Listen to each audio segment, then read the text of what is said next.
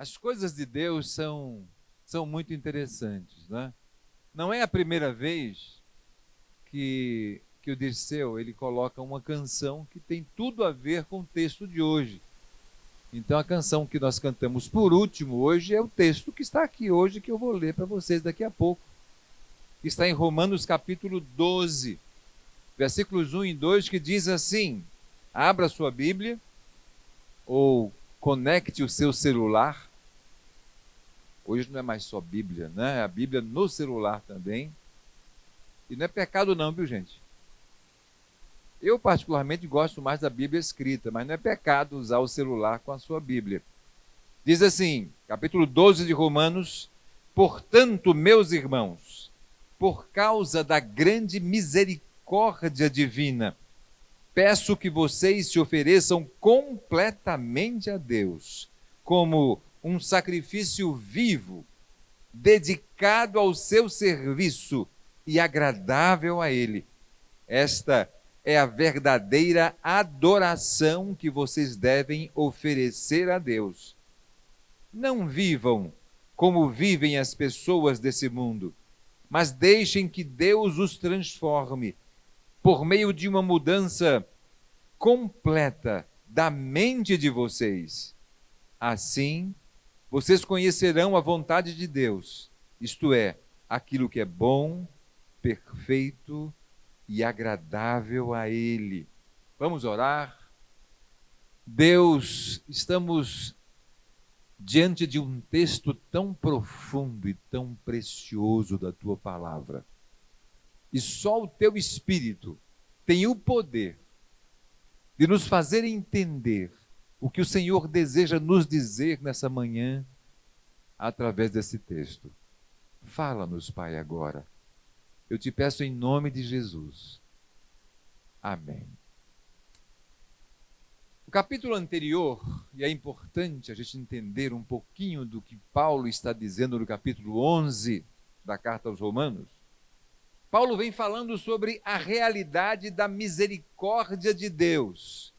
Ele fala o quanto a misericórdia de Deus é real e o quanto a nossa consideração dessa misericórdia de Deus é importante.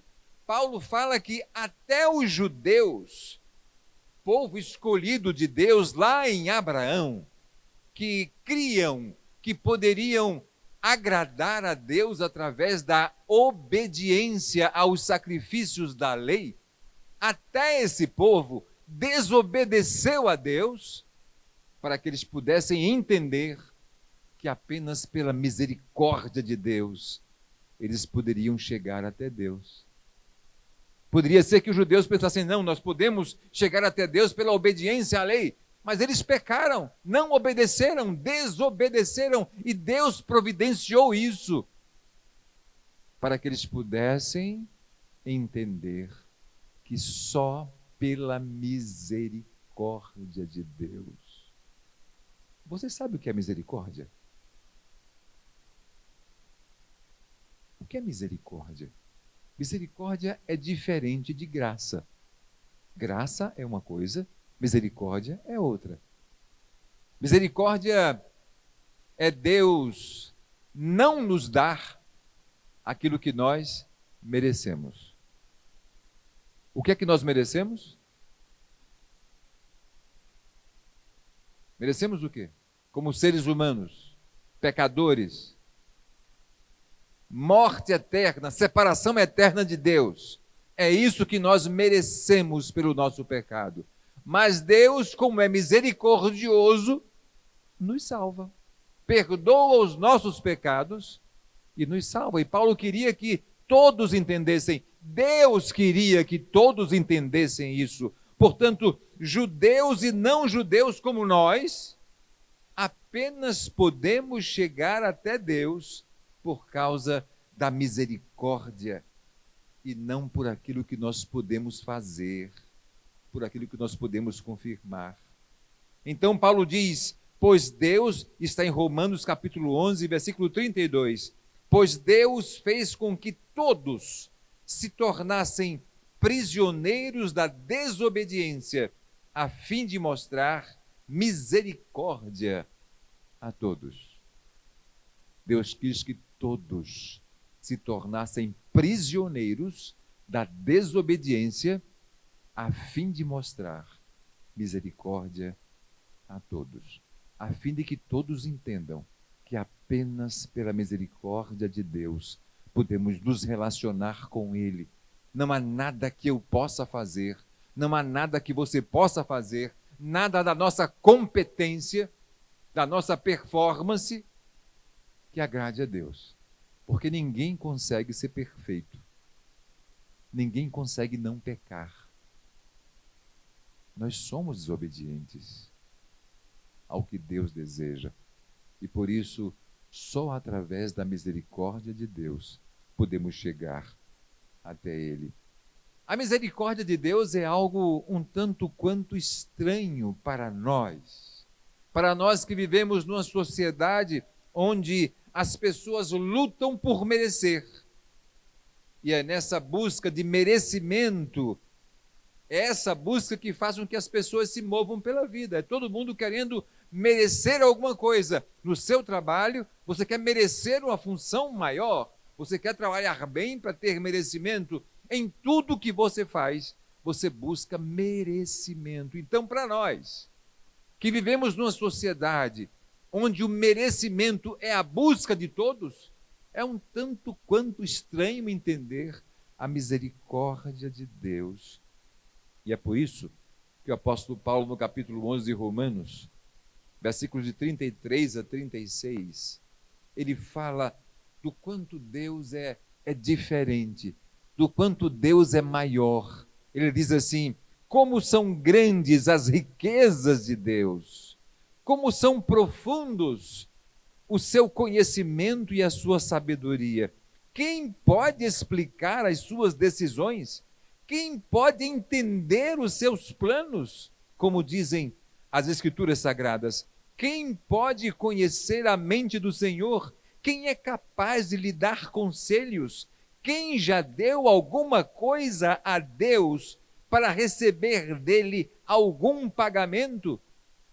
Pois todas as coisas foram criadas por ele, e tudo existe por meio dele e para ele. Glória a Deus para sempre. Amém. Paulo diz: olha, o que Deus faz é tão diferente daquilo que nós imaginamos. A sabedoria de Deus é tão maior do que a nossa sabedoria.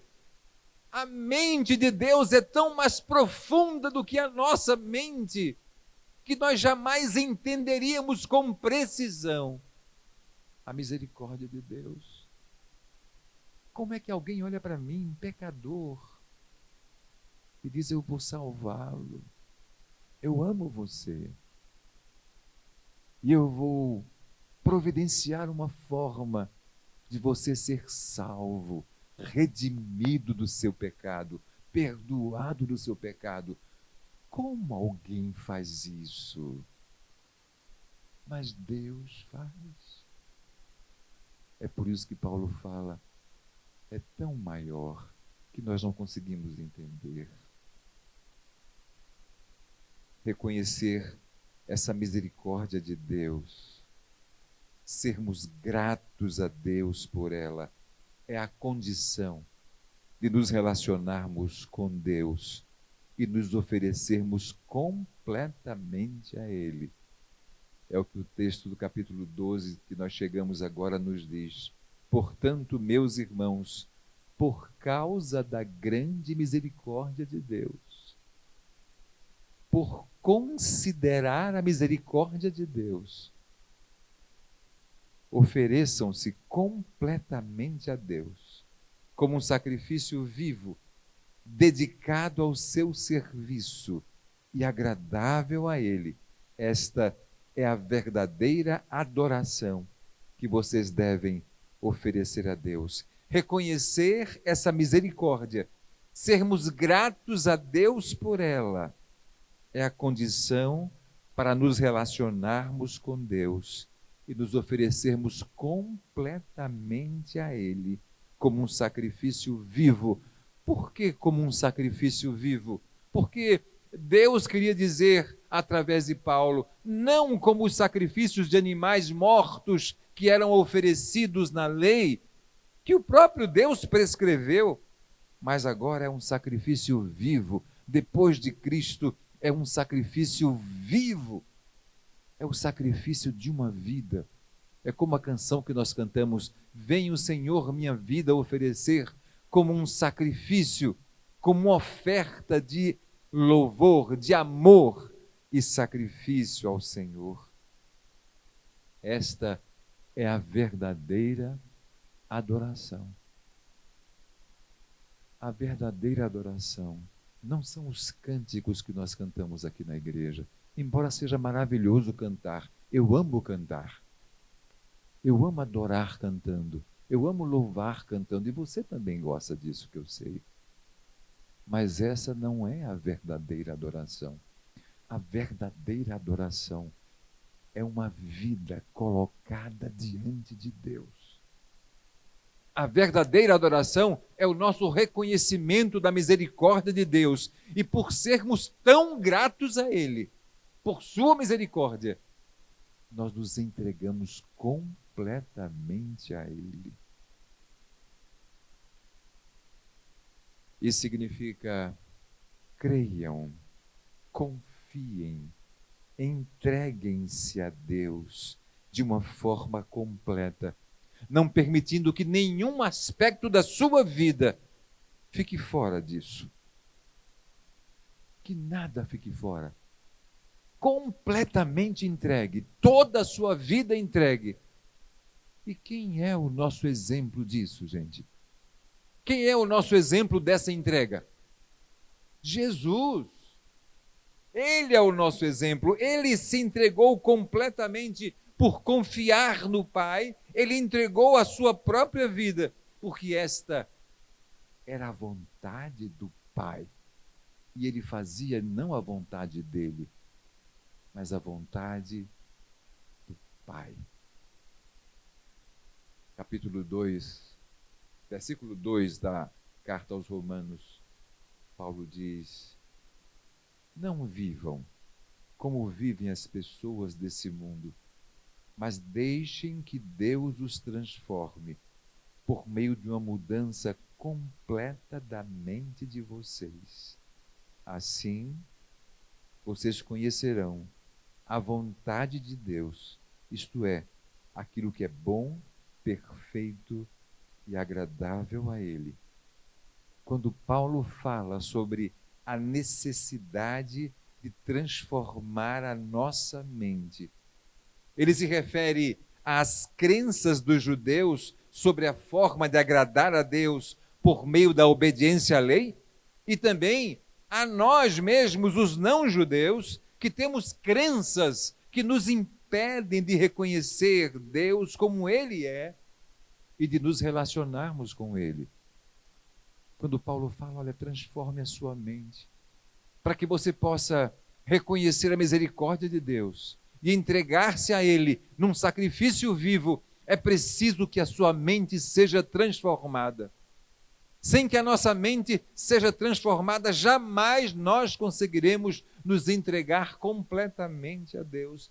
E ele fala isso sobre os judeus, porque tinham crenças que precisavam ser abandonadas, e Paulo diz isso: eu abandonei tudo o que eu cria, considerei como lixo aquilo, para ter a Cristo. São aquelas crenças que Paulo tinha, que precisaram ser mudadas, mas nós, os não-judeus, também temos crenças que precisam ser transformadas. E agora Paulo vai ensinar sobre como é que essa mudança acontece. Paulo agora vai nos falar sobre como esta mudança de mente acontece, de pessoas que sempre acreditaram que se aproximar de Deus acontecia pelo nosso desempenho, para sermos pessoas que creem que apenas pela fé na misericórdia de Deus isso pode acontecer. Não vivam como vivem as pessoas desse mundo. E como é que vivem as pessoas desse mundo? Lá em Efésios, capítulo 2, versículos 1 e 3, o mesmo Paulo diz: como é que vivem as pessoas do mundo? Vivem fazendo o que o corpo e a mente querem. Paulo diz: nós éramos assim como eles. Nós fazíamos aquilo que o nosso corpo e a nossa mente queriam. Nós éramos escravos da nossa natureza humana corrompida. Esses éramos nós. Era para esse lado que a nossa mente nos levava, nos transportava. É por isso que Paulo diz: as nossas mentes precisam ser transformadas. Com a mente que tínhamos, jamais nós nos aproximaríamos de Deus. Portanto, deixem que Deus os transforme por uma completa mudança da mente de vocês. Assim vocês conhecerão a vontade de Deus, isto é, aquilo que é bom, perfeito e agradável a Ele. Paulo está nos dizendo agora que a única maneira de conhecermos a vontade de Deus é por meio da mudança da nossa mente. Olha que coisa importante. Olha que verdade preciosa. A única forma de eu e você conhecermos a vontade de Deus, e a vontade de Deus é boa, perfeita e agradável a Ele e para nós, a única forma é tendo a nossa mente transformada. Mentes transformadas. Agora, por que a nossa mente? Por que é a nossa mente que precisa ser transformada? A nossa mente é onde estão armazenadas as nossas crenças. Aquilo que nós cremos, que geram as nossas convicções e determinam as nossas atitudes. Na sua mente e na minha mente estão armazenadas crenças que definem as nossas conclusões, que definem as nossas convicções e que determinam as nossas atitudes. Então, para não termos as mesmas atitudes do mundo, isto é, daqueles que não reconhecem a misericórdia de Deus, é preciso que a nossa mente seja transformada. E qual é o problema das nossas mentes?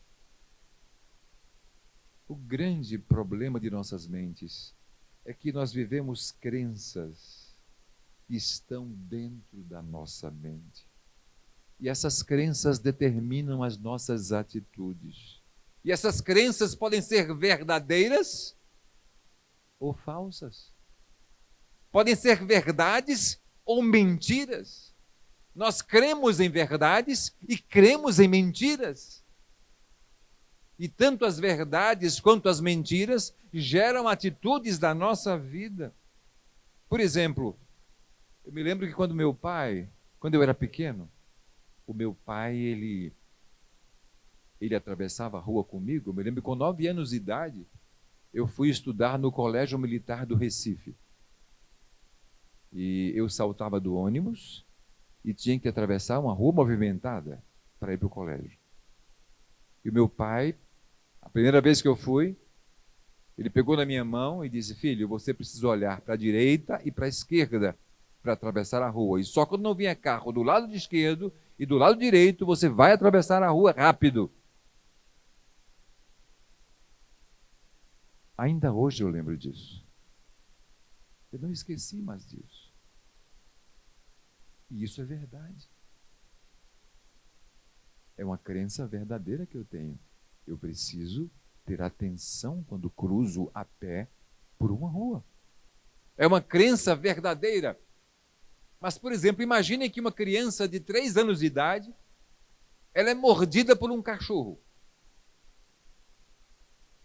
O que é que ela acredita? Que todo cachorro é perigoso e vai mordê-la. É verdade isso? Não. Tem muito cachorro que não é perigoso e que não vai mordê-la. A minha esposa, a Selma, ela tem um medo que se pela de gato. Porque um dia jogaram um gato sobre ela, quando ela era pequena. Alguém, de brincadeira, jogou um gatinho em cima dela. Pronto. O gatinho esperneou, e quando ele esperneia, ele arranha aquelas unhazinhas finas dele. Ela não pode chegar perto de um gato. Para ela é uma crença, todo gato é perigoso. E não é verdade, eu tive gato a minha vida inteira, nunca fui arranhado por um gato. Eu brincava com os gatinhos em casa.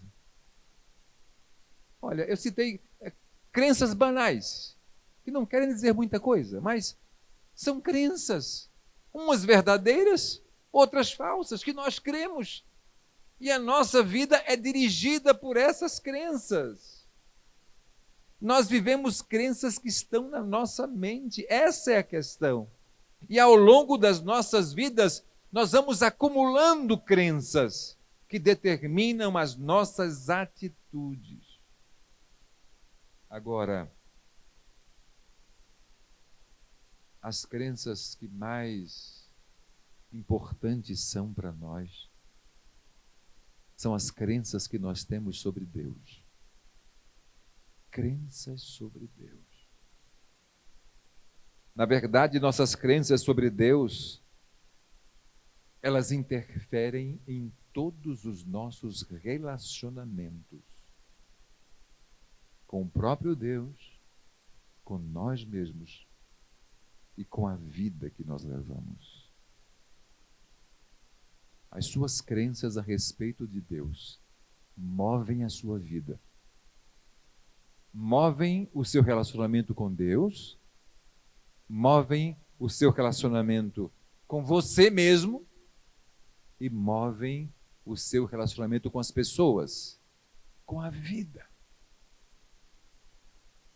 Quais são as suas crenças sobre Deus? O que é que você crê a respeito de Deus?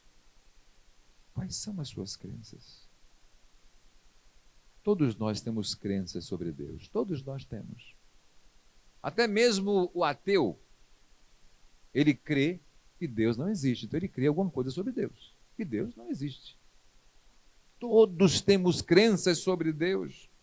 Talvez a primeira pergunta que eu gostaria de lhe fazer é: de onde vieram as suas crenças sobre Deus? Vieram de onde? Onde você adquiriu as crenças que você tem a respeito de Deus? Vieram, por exemplo, da sua formação familiar? Todo mundo, quando é pequeno, ele vai recebendo algumas informações a respeito de Deus, né?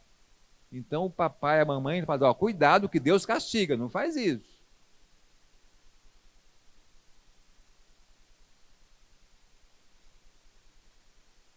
Olha, cuidado com Deus. Vai fazer isso, mas cuidado com Deus. O que é que esse pai e essa mãe está passando para essa criança? Uma crença sobre Deus. Que Deus é mal. Isso, Deus é um Deus vingativo, é um Deus que ele é um feitor, né? Ele é um carrasco. Ele está ali para ver seus erros e cobrar a você por isso. Olha que coisa, gente. Isso é verdade ou mentira? É verdade ou mentira? É mentira. Mas muitas pessoas crescem com essa crença a respeito de Deus. Se tornam adultas com essa mesma crença a respeito de Deus. E essa crença gera convicções, que geram atitudes com o próprio Deus, consigo mesmos e com a vida que levam. Agora, suas conclusões sobre Deus vêm da sua formação familiar? Suas conclusões sobre Deus, suas crenças sobre Deus vêm da opinião de outras pessoas. Você leu livros, você ouviu palestrantes, você ouviu pastores falarem. As suas crenças sobre Deus veio da opinião de outras pessoas? Ou a sua opinião ou suas crenças sobre Deus, elas vieram de suas próprias conclusões, influenciadas pelos valores desse mundo? Porque muita gente tem as crenças que ela mesmo passa a ter diante do que ela vê no mundo. Então Deus é um Deus assim, porque eu vejo as coisas acontecerem assim. Né? Então, tantas guerras no mundo. Deus é um Deus que não se importa. Deus é um Deus que não está nem aí. Quantas crianças morrem com fome na África? Deus é um Deus que não está nem preocupado com isso. Se ele fosse um Deus realmente bom, ele estaria preocupado com isso. Ele não deixaria que isso acontecesse. Mas quem te disse isso? Eu pensei nisso, eu vejo isso. Vejam, há crenças que vêm das nossas próprias interpretações sobre a própria vida, sobre os acontecimentos da vida. Agora eu lhe pergunto, você pode garantir absolutamente que essas crenças são verdadeiras? Que todas as crenças que você tem sobre Deus são verdade? Você pode garantir isso? Eu pergunto isso porque essa resposta, a sua vida, ela depende dessa resposta. Se suas crenças são verdadeiras ou não são verdadeiras. A sua vida depende dessas respostas que você vai dar agora. Mas Deus, ele é tão grande. Ele é tão absoluto. É o único ser absoluto do universo. É Deus. Todos os outros são relativos. Tudo o mais que há sobre a terra é relativo. Só Deus é totalmente absoluto.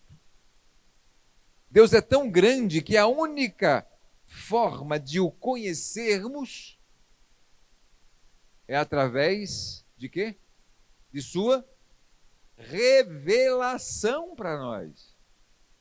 Deus é um Deus tão grande que a única maneira de nós termos crenças sobre Ele, de nós entendermos um pouco dEle, é o quanto Ele se mostra, é o quanto Ele se revela. Não há outra maneira de conhecer Deus a não ser pela revelação de Deus. E como é que Deus se revela? Através de quê? Ele nos revela a si mesmo para nós. Deus se revela, por exemplo, através de tudo que foi criado. Através da criação. Você olha para a criação e você entende que há um ser inteligente, extremamente inteligente, que criou todas as coisas. Tudo isso não poderia surgir do nada por acaso. Não é por acaso que nascem as plantas, as árvores frutíferas, cada uma dando o seu fruto. Não é por acaso que existe um mar imenso. Não é por acaso que as montanhas não se movem. Seria o caos se elas se movessem. Mas a propriedade das montanhas e das pedras é que elas são inertes. A inércia é a propriedade delas. As plantas existem com propriedades. Elas fazem fotossíntese. Só elas fazem. E é importante que façam. Os animais, todos eles participam de uma cadeia alimentar. E todos eles vivem a partir deles mesmos. Todos. E Deus criou tudo isso. Imagine alguém que acredita que isso surgiu por acaso. Houve uma grande explosão e apareceram os animais, as plantas, as aves. Não sei a forma que Deus se utilizou para criar, mas Ele criou todas as coisas da maneira como elas são. E Deus se mostra ao ser humano através disso. Paulo diz isso lá em Romanos capítulo 1. O homem não tem desculpa. O homem é indesculpável quando não consegue enxergar Deus na criação. Mas Deus também se revela, se mostra a nós através das Escrituras Sagradas, da sua palavra. A palavra de Deus nos mostra quem Deus é. A palavra de Deus nos fornece crenças verdadeiras a respeito de Deus. É por isso, gente, que eu falo tanto a respeito da importância da palavra de Deus. Porque eu percebo tantas pessoas que não têm a mínima intimidade com a palavra de Deus, que não conhecem a palavra de Deus, porque não buscam, porque não leem, porque não estudam. Algo tão precioso. Deus nos deu uma revelação e disse: olha, aqui eu estou. Busque-me através daqui. E você fala: eu não tenho tempo. A vida é tão corrida que eu não tenho tempo. Se você não tem tempo de entender a revelação de Deus pela sua palavra, você está ocupado demais ou é preguiçoso demais. Uma das duas coisas. Mas Deus ainda, Ele se mostra para nós em sua maior revelação. E qual foi? Cristo Jesus. Deus, Ele se fez homem. Deus veio até nós como Cristo, o Deus homem. Cristo veio até nós e Ele veio mostrar quem Deus é. Foi isso que Cristo veio nos mostrar, quem Deus é. A palavra nos mostra isso. Quem é Jesus? Como foi a vida de Jesus? Como foi o sofrimento de Jesus? Por que Jesus sofreu? Para quem Jesus sofreu? A morte de Cristo, a ressurreição de Jesus, o poder que agiu na ressurreição de Cristo. Paulo fala que é o mesmo poder que age na nossa ressurreição, da morte para a vida. Deus se mostra através de Jesus Cristo. A revelação de Deus, ou as revelações de Deus, nos mostram que crenças nós precisamos ter. Que crenças são verdadeiras. Não é minha opinião, não é o que eu acho, não é o que me disseram quando eu era criança. Eu me lembro muito bem que eu era seminarista ainda e fui visitar uma senhora de bastante idade, há muitos anos cristã, da igreja em que eu era seminarista. Uma senhora bem velhinha. Eu cheguei lá na casa dela, uma senhora muito piedosa, muito dedicada a Deus, e eu encontrei na casa dela uma imagem da Virgem Maria. Uma imagem. E eu comecei a conversar com ela sobre Maria, a explicar quem foi Maria. E ela disse: pastor, olha, eu entendo tudo isso. Eu creio em tudo isso. Mas sabe, essa imagem foi a minha avó. Olha, era uma senhora de pelo menos uns 80 anos. Foi a minha vovozinha que me deu. Eu deixo aqui em honra a ela.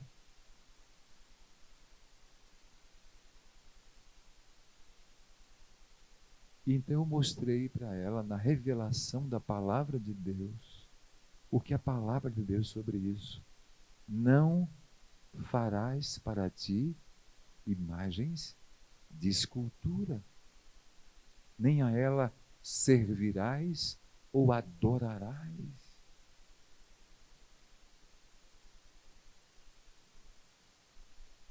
Não farás imagens de escultura. E ela ficou quieta.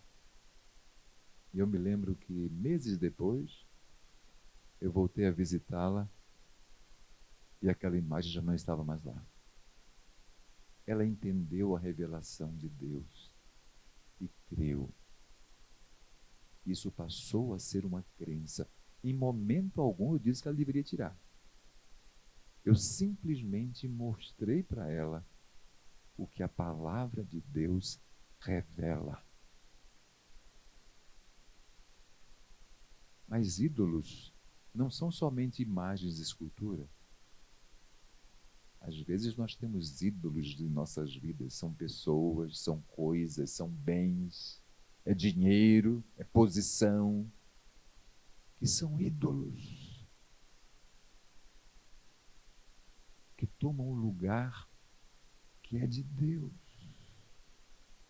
Vejam como as crenças que nós temos são importantes. Agora, e o que é que Deus mostra sobre Ele mesmo? Deus mostra que Ele é um ser pessoal. Deus é uma pessoa com ações, reações, atitudes pessoais, não humanas, mas atitudes pessoais de uma pessoa. É muito comum nós, sempre que falamos em Deus como uma pessoa, nós ligarmos a pessoa humana, né? Então Deus se irou. Eu penso na minha ira. Quando eu fico irado, o que é que eu faço? Quando eu fico irado, eu fico bravo. Vocês nunca me viram bravo. Mas eu fico bravo. Nós sempre pensamos na ira de Deus como a minha ira. E não é assim. A ira de Deus é completamente diferente da minha ira. O amor de Deus é completamente diferente do meu amor. Nós somos pessoas instáveis, absolutamente instáveis. Deus não é instável. Vejam, Deus é uma pessoa. Deus não é uma força inteligente. Como eu já ouvi muitas pessoas falarem, Deus é uma força, é uma energia que existe por aí. Não é isso que a Bíblia nos conta. Ela nos mostra que Deus é uma pessoa. E nós cremos que Deus é uma pessoa. Deus é poderoso. Ele pode todas as coisas. E por isso tem todo o controle do universo. É isso que a Bíblia me ensina. Essa é uma crença que a Bíblia me mostra. Deus é todo poder. Todo poder está em suas mãos e emana de suas mãos. Tudo está sob o seu controle. E como eu falei numa das meditações da semana, dos áudios, eu vejo muitos cristãos amedrontados. amedrontados, por exemplo, com o resultado das nossas eleições. Com medo de quê? Ou de quem? Deus está acima de tudo, gente. Tudo está debaixo do controle de Deus. E tudo tem um fim. Tudo tem uma finalidade. Nada do que acontece por acaso, mas Deus tem um propósito em todas as coisas. Não temos que temer nada, nem ninguém, absolutamente. Mas Deus, além de ser um Deus pessoal, de ser o Todo-Poderoso, Deus é um Deus de amor, de misericórdia e de graça. Deus não é um feitor que vigia as nossas vidas para nos castigar em nossos erros. Deus tem interesse em nossas vidas, deseja que sejamos salvos. E por causa da condenação que pesava sobre nós, Ele providenciou o meio de nos resgatar e nos tornar livres. Deus é amoroso, misericordioso, bondoso, sempre, o tempo todo. Então, mesmo naqueles momentos em que você não entende o que está acontecendo e que você não está se sentindo bem pelo que está acontecendo, Deus continua sendo bom.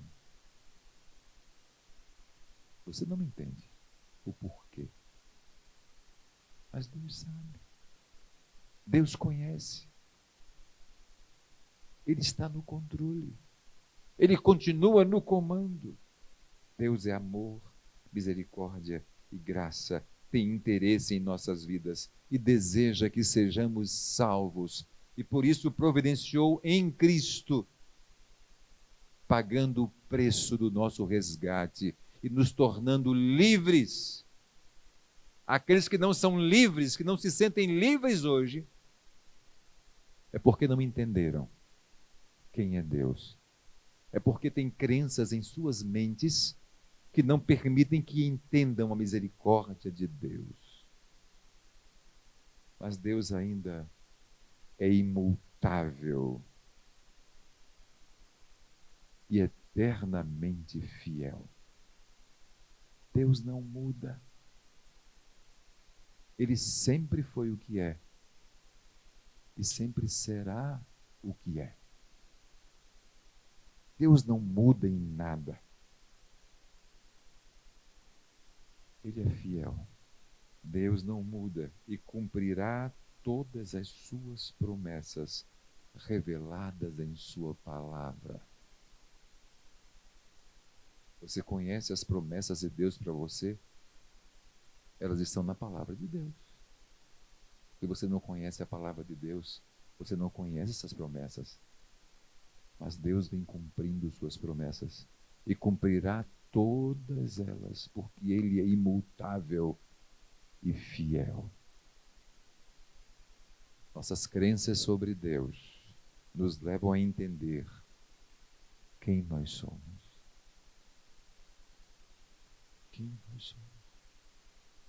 Nós somos pessoas amadas por Deus. Somos filhos de Deus. Deus nos ama e nos trata com misericórdia e com graça. Pense, creia, você é alguém amado por Deus. Alguém especial para Deus. E Deus deseja cuidar da sua vida e amá-lo para sempre.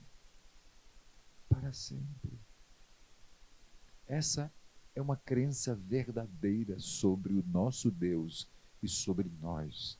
Nós somos pessoas queridas e amadas por Deus. Nós somos filhos de Deus. Essas são as crenças e precisam ocupar as nossas mentes. E o apóstolo Paulo diz: se essas crenças ocuparem as nossas mentes, nós vamos conhecer a vida que Ele preparou para nós. Não há outra forma de conhecer, a não ser ter sua mente transformada, tirar as crenças mentirosas e colocar crenças verdadeiras. O inimigo de Deus, ele tenta colocar na sua mente, ele trabalha em sua mente. Ele tenta colocar em sua mente mentiras. Mentiras sobre Deus, como ele fez desde o começo, né? Desde o princípio foi assim. Ah, não, você pode comer da fruta, sim. Deus não quer que você seja igual a ele, só isso. Se você crer, vai ficar poderoso igual a Deus. Mentira! Mas alguém creu nisso.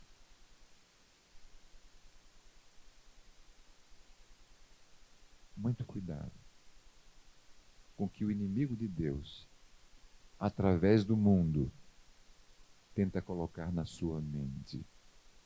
E a única maneira de nos livrarmos disso é termos uma mente transformada pelo poder de Deus.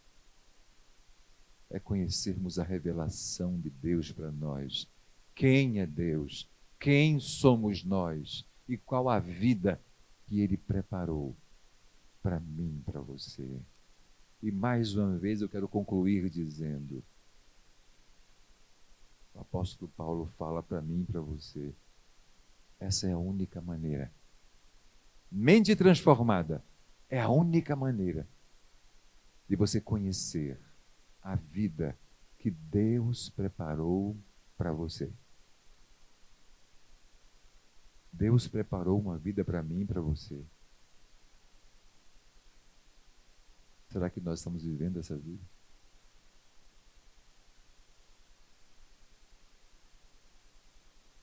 Será que essa é a vida que eu vivo?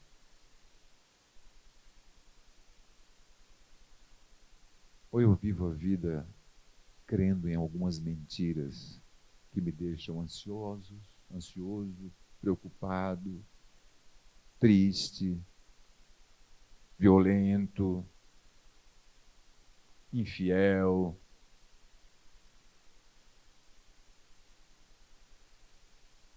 Que vida você está vivendo? Vamos orar? Baixe a sua cabeça.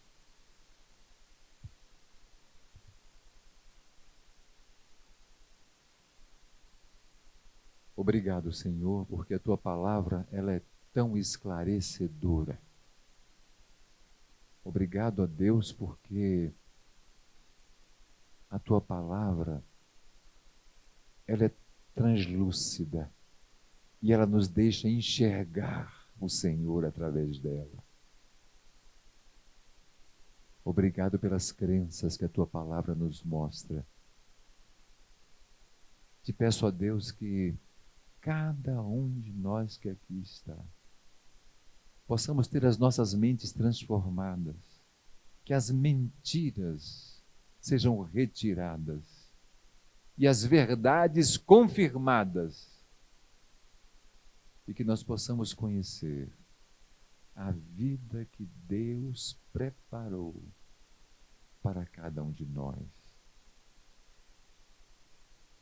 Abençoa-nos, Pai, a reconhecer a misericórdia de Deus, de tal maneira que possamos nos oferecer como um sacrifício vivo, que esta seja a nossa verdadeira adoração. Te peço isso, Pai, que o Teu Espírito, nesse instante, esteja tocando a minha vida e tocando a vida de cada um que está aqui nesta manhã e fazendo uma obra maravilhosa que somente o Senhor tem o poder para fazer. Te peço isso em nome de Jesus. Amém. Amém.